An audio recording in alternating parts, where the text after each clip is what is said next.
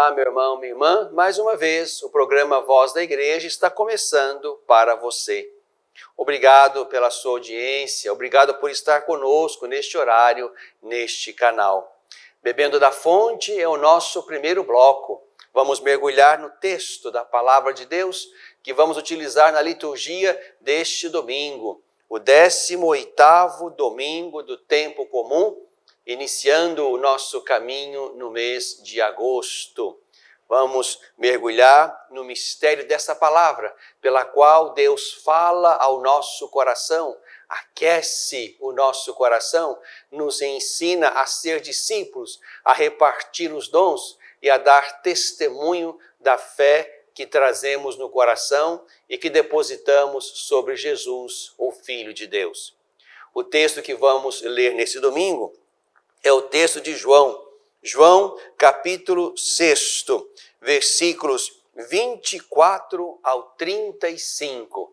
Vamos beber desta fonte bendita do Evangelho de João, que a liturgia católica vai utilizar neste domingo. João capítulo 6, versículos 24 ao 35.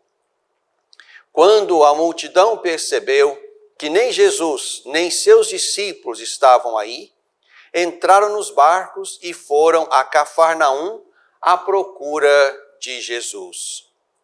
Encontrando-o no outro lado, perguntaram-lhe: Rabi, quando chegaste aqui?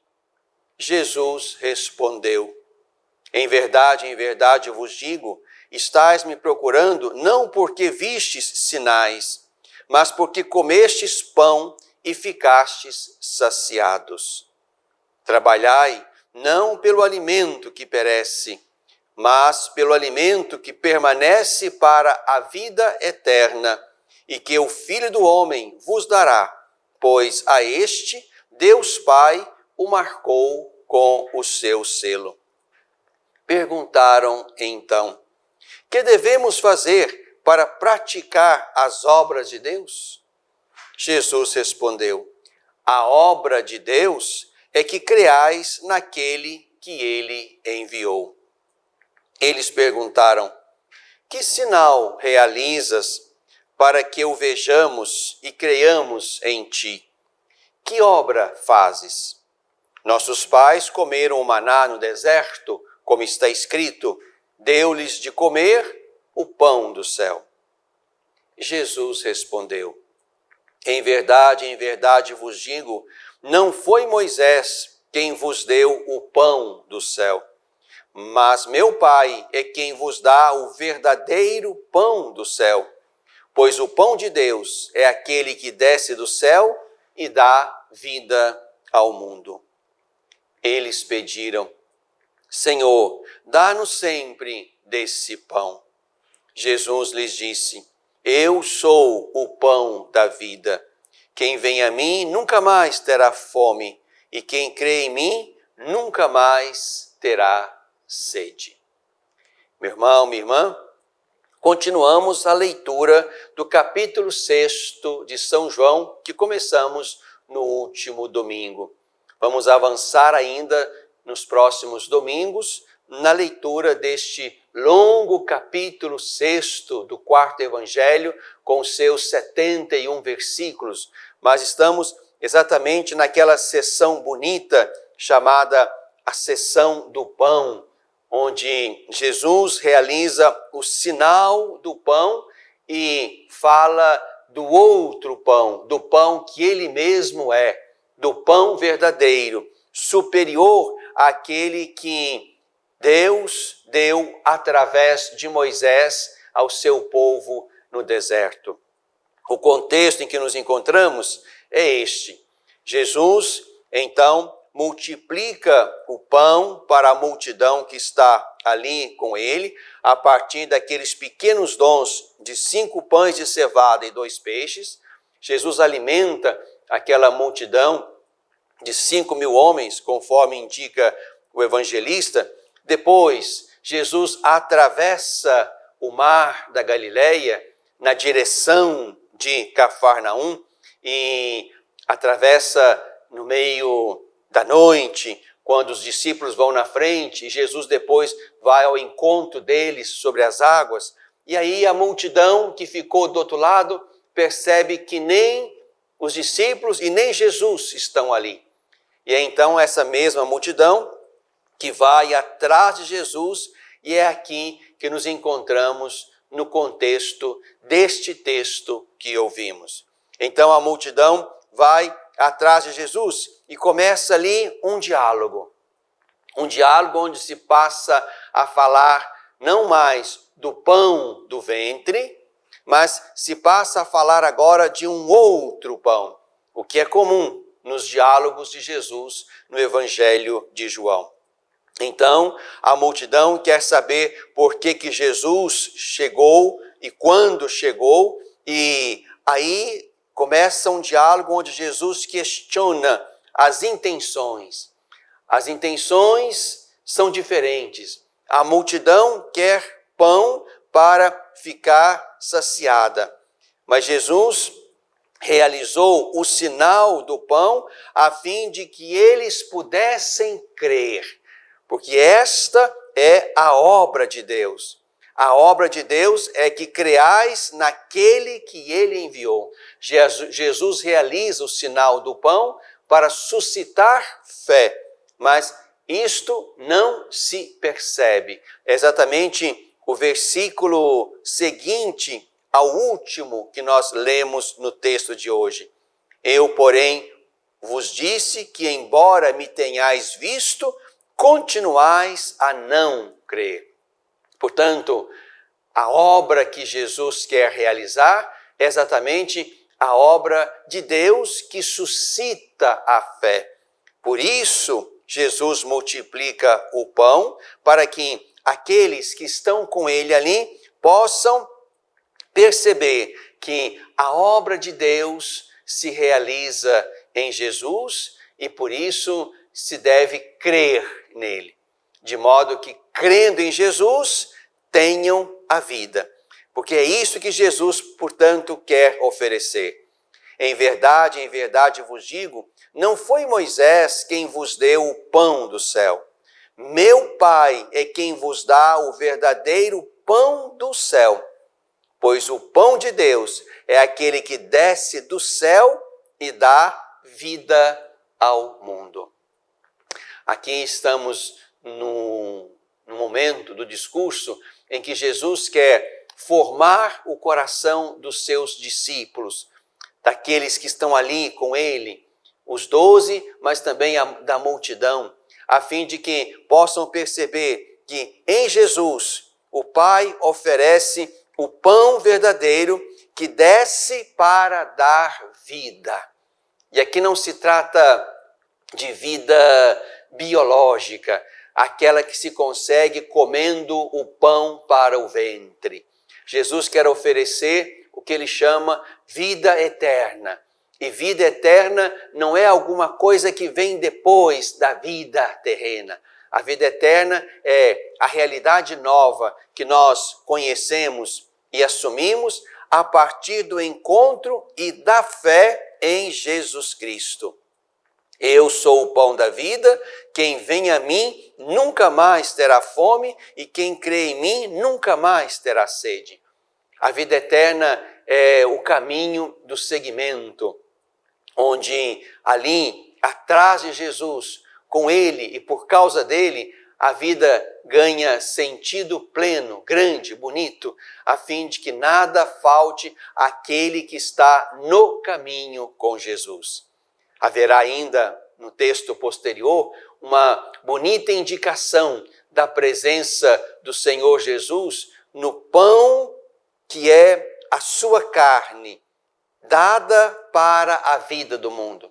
Aqui estamos num discurso em que Jesus quer indicar aos seus, aos discípulos e à multidão, que é nele que encontram a vida eterna, a vida de Deus, a vida que supera a quantidade de dias ou de anos, a vida plena. Esta vida plena se alcança olhando para Jesus e crendo nele como aquele que desce do céu, como o enviado de Deus para dar vida ao mundo.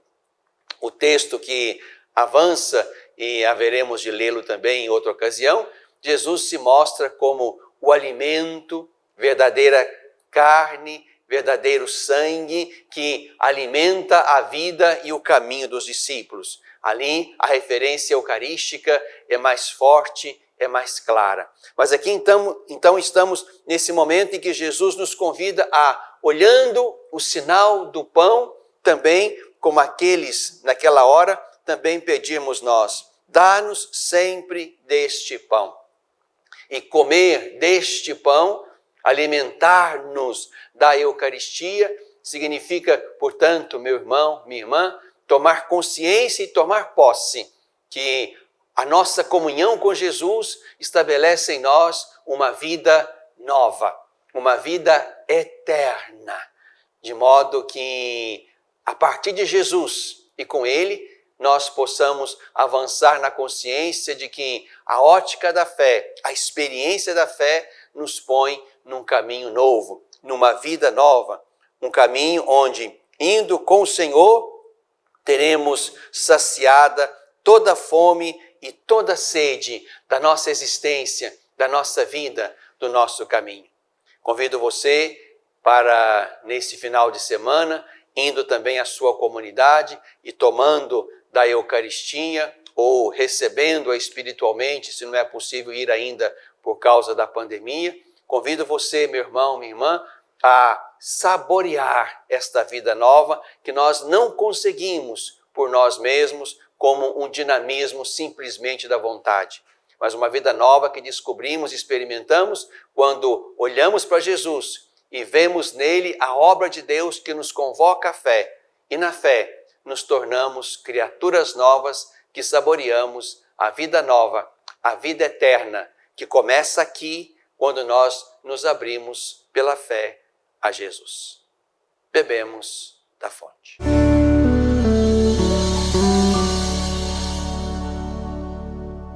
Você sabia que parte do que você paga de imposto de renda pode ser direcionado ao Lar dos Idosos de Divinópolis? É uma maneira bonita de expressar compaixão e de contribuir com os idosos de nossa cidade. Pergunte ao seu contador ou ligue hoje mesmo para o lar e se informe. É fácil e você destina parte de seu imposto para quem precisa. Lar dos Idosos de Divinópolis. Cuidado e amor na hora certa.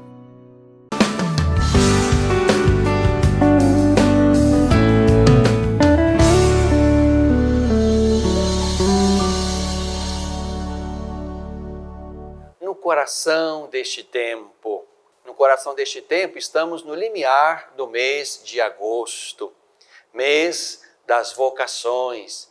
Desde 1981, aqui no Brasil, por decisão da Conferência dos Bispos, o mês de agosto é vivido como o mês das vocações. Portanto, neste ano, completam-se 40 anos desta bela dinâmica de vivência do mês de agosto como mês vocacional. E ao longo do mês de agosto, vamos então meditando, rezando sobre as várias vocações que temos na igreja e no mundo. No primeiro domingo do mês de agosto, nos voltamos para a vocação do ministro ordenado, a vocação do padre. E aqui quero, nesse segundo bloco, brevemente mencionar essa dimensão vocacional bonita que nós temos na igreja, mas também convidar você, meu irmão, minha irmã, querido jovem, querida família, para, quem sabe, olhar com mais carinho, com mais afeto, com mais insistência para esta bonita dimensão da vida, que é a dimensão vocacional para a especial consagração no serviço de Deus na igreja. Em primeiro lugar, quero convidar você, meu irmão, minha irmã, a agradecer a Deus pela vida e pelo ministério do sacerdote que você tem aí na sua comunidade. Nós temos realidades eclesiais muito diferentes nesse nosso grande Brasil. Temos comunidades, paróquias inteiras que não podem contar com a presença efetiva e permanente de um sacerdote. E ali vivem, portanto, da visita que o padre pode fazer de tempo em tempo àquela comunidade ou àquela paróquia. Temos também comunidades onde o padre vive, onde o padre está todos os dias, a semana toda, o mês todo. E nós precisamos reconhecer isso como um grande e belo dom.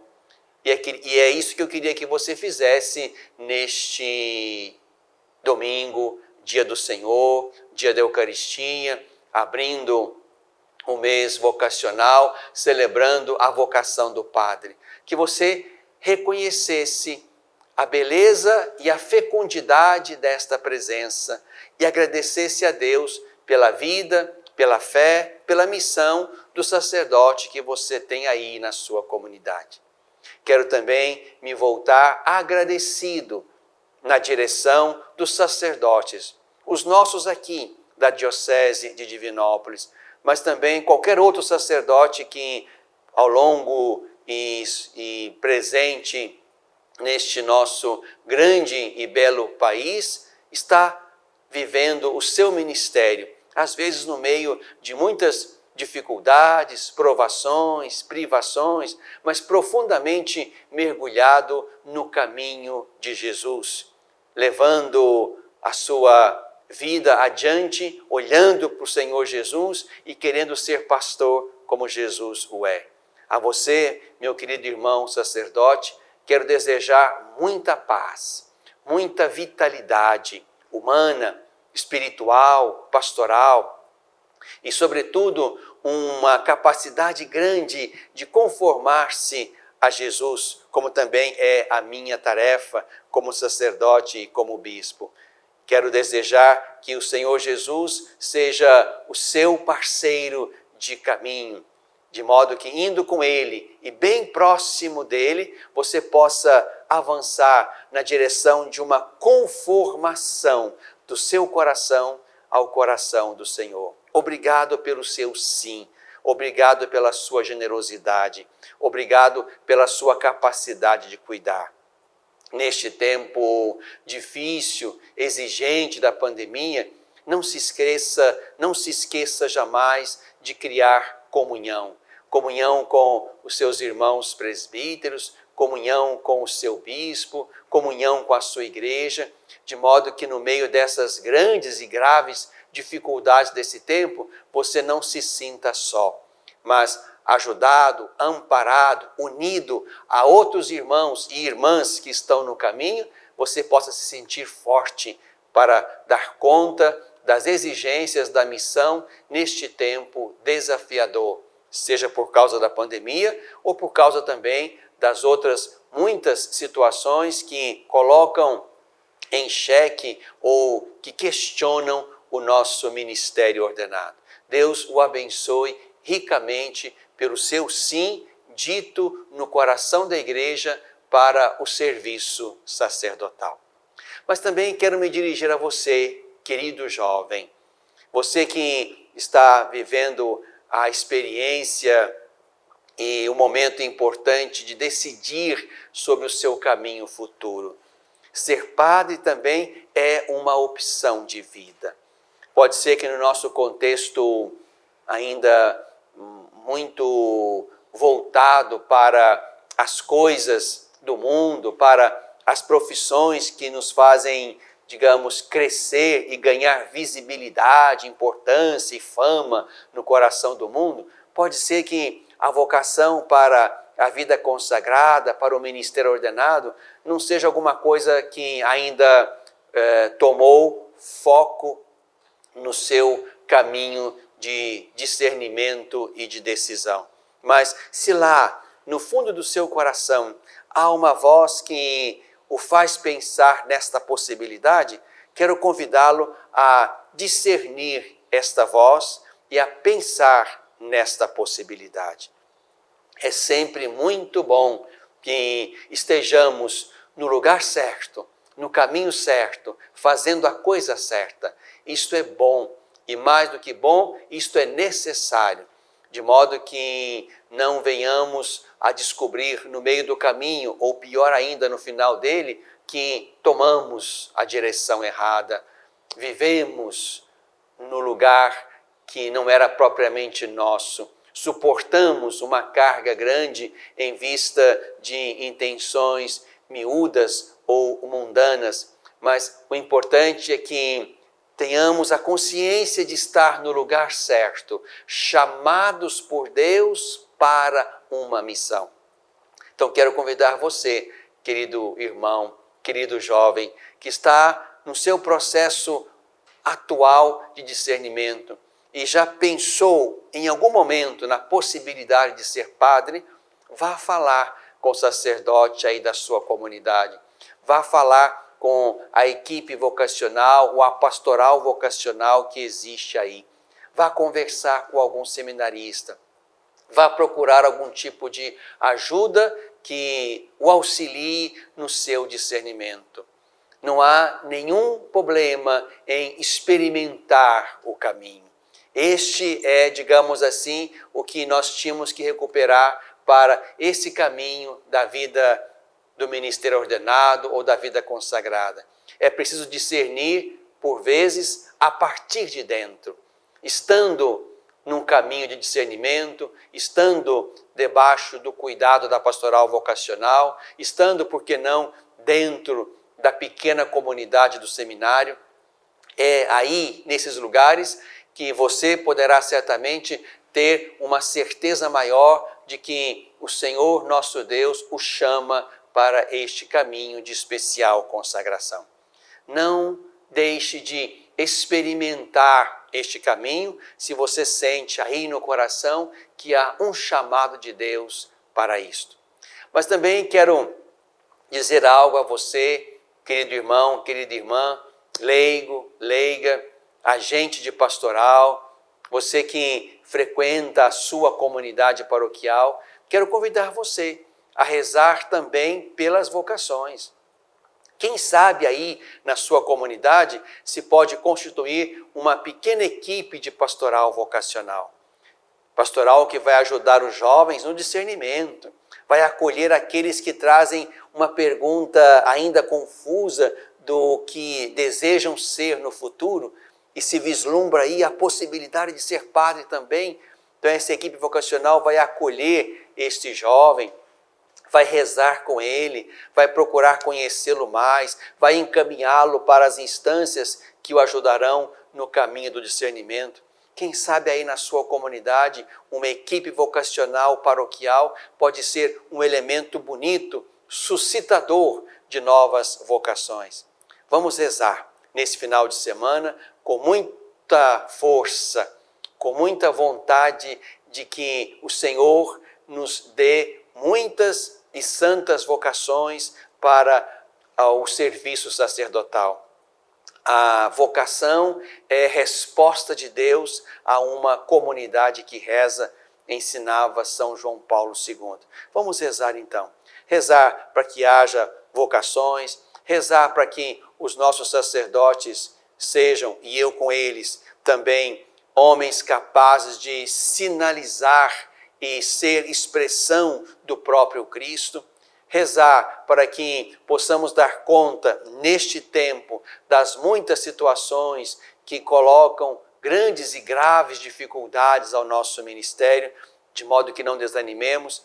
Rezar para que nós possamos cuidar da nossa gente como bons pastores que o Senhor Jesus nos chamou a ser desde o dia do nosso primeiro e solene sim que demos no dia da nossa ordenação.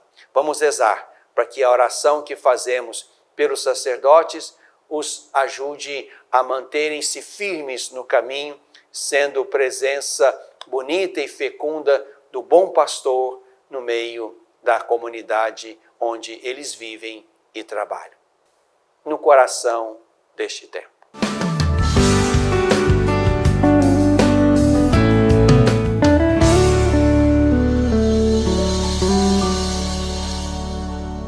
Às vezes, tudo que uma criança precisa para superar uma tempestade em sua vida familiar é encontrar um lar provisório.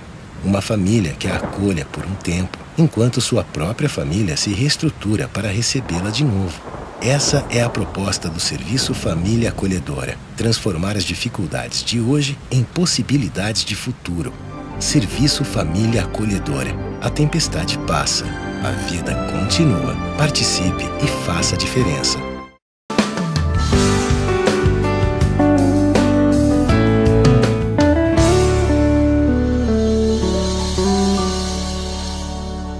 Na tradição da igreja, este é o nosso terceiro e último bloco.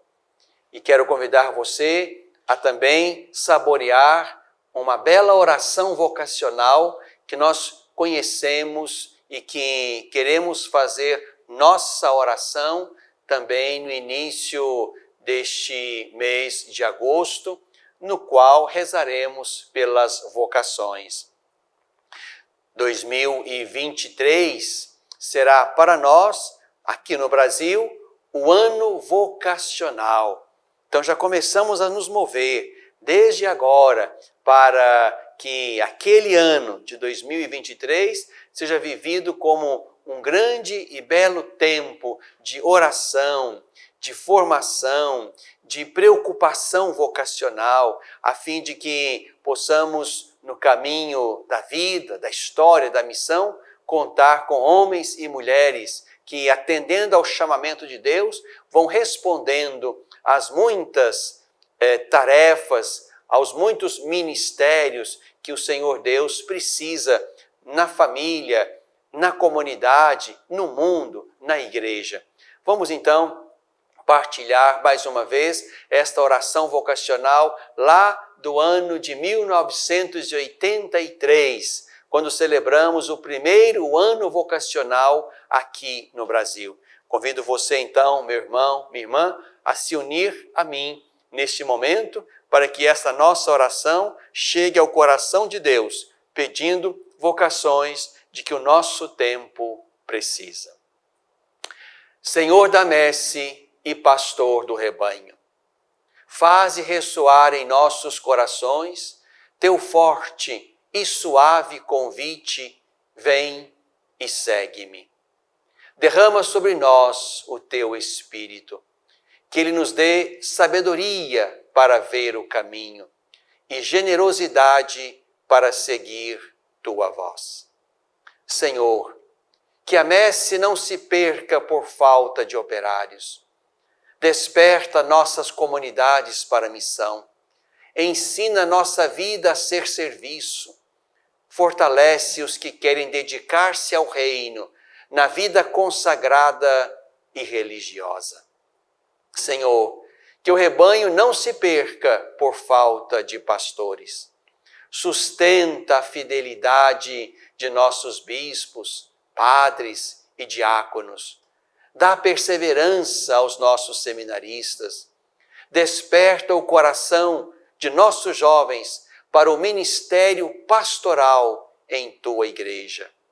Senhor da messe e pastor do rebanho, chama-nos para o serviço do teu povo. Maria, Mãe da Igreja, modelo dos servidores do Evangelho, ajuda-nos a responder sim. Amém. Na tradição da Igreja.